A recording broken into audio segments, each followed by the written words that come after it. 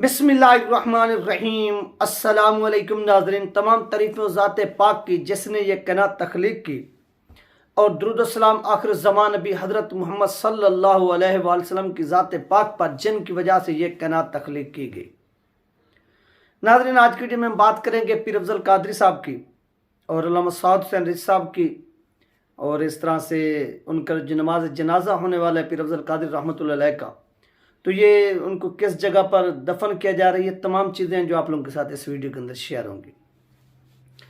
Channel पर नए तो इसको लाजमी सब्सक्राइब करें, वीडियो को शेयर करें और कमेंट्स भी करें। जितनी बहन भाई देख रहे हैं, ये आपसे रिक्वेस्ट है।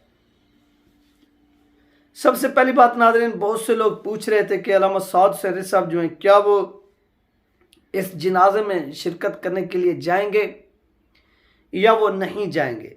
ये एक सवाल उठ रहा था कारकुनान की जानिब से भी और लोगों की जानिब से भी, क्योंकि देखा जाए तो पीर अफजल कादरी और अल्लामा खादिम हुसैन रिज़वी रहमतुल्लाह अलैह की आपस में बहुत गहरी दोस्ती थी।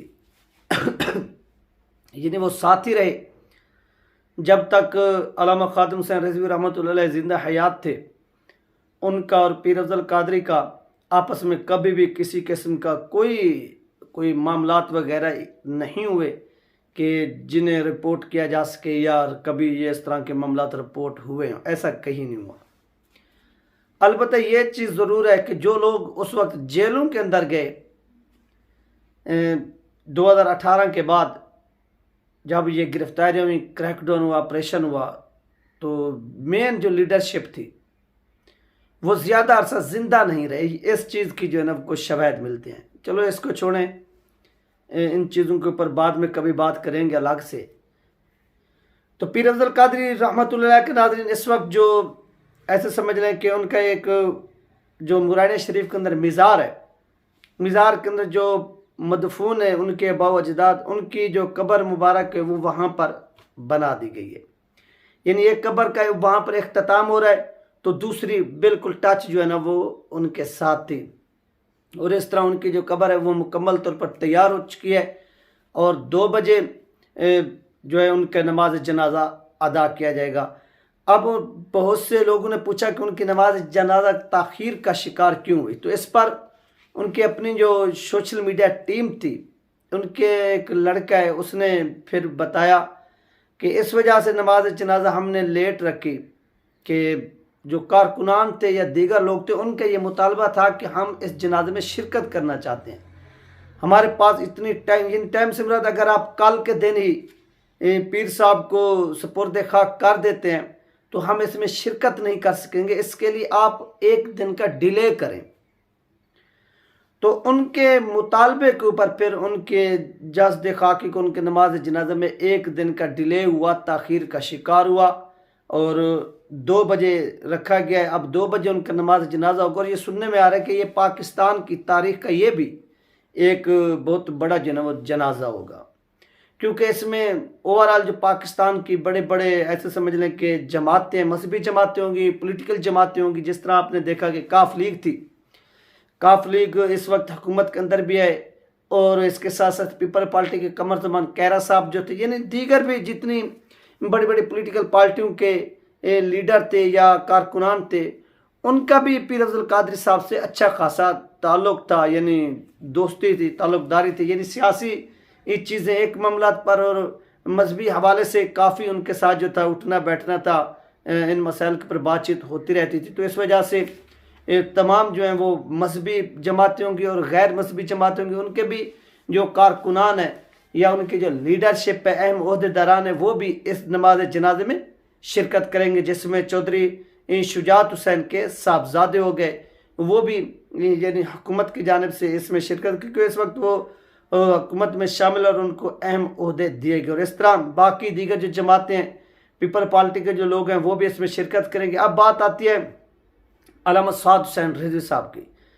कल बहुत से जो लोग थे वो सवाल उठा रहे थे, क्या अल्लामा सआद हुसैन रिज़वी साहब इस नमाज जनाजे में शिरकत करेंगे।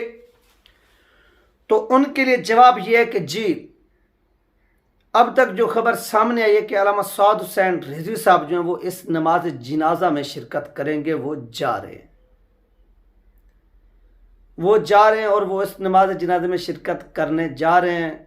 अल्लामा सऊद हुसैन साहब और उनके जो दीगर साथी, उनका कहना था कि ये वक्त किसी के ऊपर या कोई तनकीद वाली बातों करने का नहीं है, ना ही उनको देखने का है, बल्कि ये आखिरी वक्त है और जितनी हो सके पीर अब्दुल कादरी रहमतुल्लाह अलैह की बख्शिश की, मग़फ़िरत की दुआ की जाए। ये नाज़रीन एक ऐसे समझ लें कि मैसेज दिया गया है और अल्लामा सऊद हुसैन रिज़वी साहब इस नमाज जनाज़े में शिरकत करेंगे। साफ ज़ाहिर है जब अल्लामा सऊद हुसैन रिज़वी साहब जाएंगे, उनके हवाले से खबर आ रही है, तो इनके जितनी चाहने वाले हैं वो जाएंगे, पीर अफ़ज़ल कादरी के जितने चाहने वाले हैं वो जाएंगे। तो इस तरह जो क्राउड होगा, एक बहुत बड़ा जो है ना वो क्राउड होगा। ये भी एक तारीखी नमाज जनाजा होने जा रहा है पाकिस्तान की हिस्ट्री को। उसकी मेन रीज़न क्या है? उसकी मेन रीज़न ये है कि ये कभी गवर्नमेंट के ओहदों पर फैज़ नहीं रहे। कुछ ये होता है कि ये लोग बड़े बड़े ओहदों पर फैज़ रहे हों और हुकूमत की इनको पुश्तपनाही हासिल हो, फिर हुकूमत क्या करती है, क्या आपको मालूम है कि 24-24 घंटे खबरें चलवाती है अपने, जब उनके लोग चले जाते हैं ताकि लोगों की गैदरिंग हो। इस तरह के यानी मामलात जो है ना वो होते हैं। लेकिन यहाँ पर ऐसा नहीं हुआ, यहाँ पर ऐसा नहीं हुआ, बल्कि आपको मालूम है कि सिर्फ चंद चैनल्स थे जिन्होंने ये खबर दी।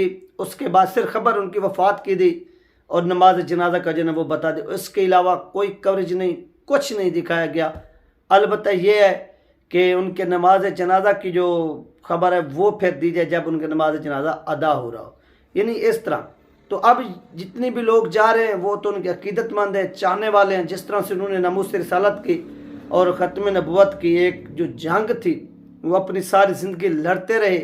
जब गाजी मुमताज़ कादरी रहमतुल्लाह अलैह को शहीद किया गया उस वक्त, जब उनको अरेस्ट किया गया उस वक्त, यानी ओवरऑल उनकी अगर आप ज़िंदगी देखें तो एक स्ट्रगल के ऊपर मुश्तमिल है कि उन्होंने हमेशा मुश्किल वक्त भी देखा और उनके साथी अल्लामा खादिम हुसैन रिज़वी रहमतुल्लाह अलैह ने भी मुश्किल वक्त देखा, लेकिन ये अपने मिशन से, अपने काज से पीछे ना हटे। अभी आपने देखा था कि इंजीनियर मोहम्मद अली मिर्ज़ा जो थे, इनके ख़िलाफ़ भी इन्होंने एक मार्च किया था 1 साल पहले, आपको याद होगा।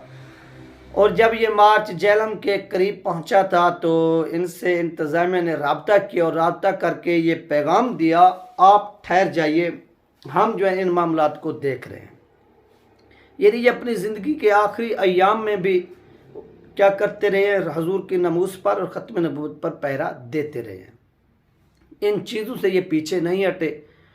तो लोगों के अंदर काफ़ी जो है ना इनके लिए मोहब्बत पाई जाती है, अकीदत पाई जाती है, इसलिए लोग इनको ट्रिब्यूट पेश करने के लिए, खराज तहसीन पेश करने के लिए पहुँच रहे हैं। दूसरी जानिब आप देखें कि इनकी वफ़ात को 24 घंटे का से ज़्यादा का जो वक्त है वो गुजर चुका है।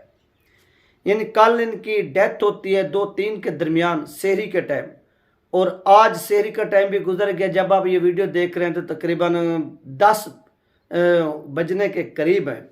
24 घंटे से भी जो ज़ैद का टाइम है वो गुजर चुका है, यानी 30 घंटे से ऊपर का जो टाइम है वो गुजर चुका है। लेकिन इसके बावजूद उनका जो चेहरा है वो खिलखिला रहा है, वो चमक रहा है।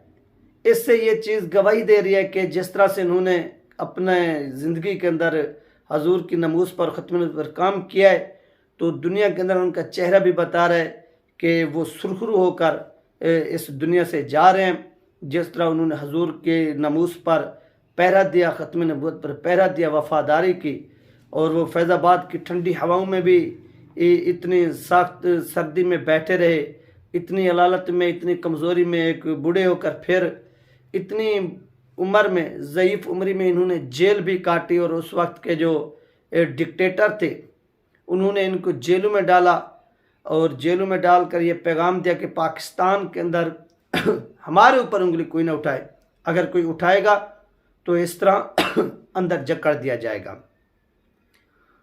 तो अब भी बहुत से पॉलिटिकल लोग हैं जो उंगलियां उठा रहे हैं, लेकिन उनके ऊपर इस तरह से तशद्दुद नहीं होता। क्यों?